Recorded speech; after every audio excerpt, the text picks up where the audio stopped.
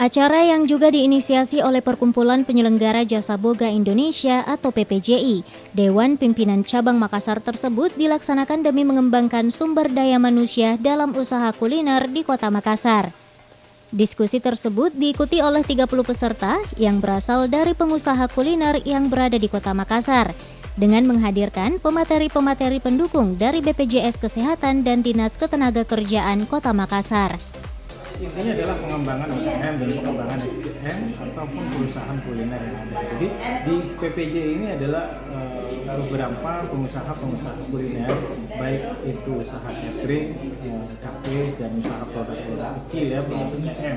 Nah, mereka ini butuh pengembangan knowledge tentang bagaimana sih mengembangkan sebuah catering seperti itu. Kemudian permasalahan yang ada di Makassar khususnya atau dia selama melayani catering itu juga kita bahas di sharing session ini. Jadi bagaimana menyikapi perkembangan yang saat sekarang ada ini dan kemudian lebih cenderung ke melatih karyawan. Sementara itu, salah satu peserta sharing session mengatakan bahwa acara tersebut sangat penting dalam membantu para pengusaha kuliner untuk mengembangkan usahanya, terutama dalam berinovasi.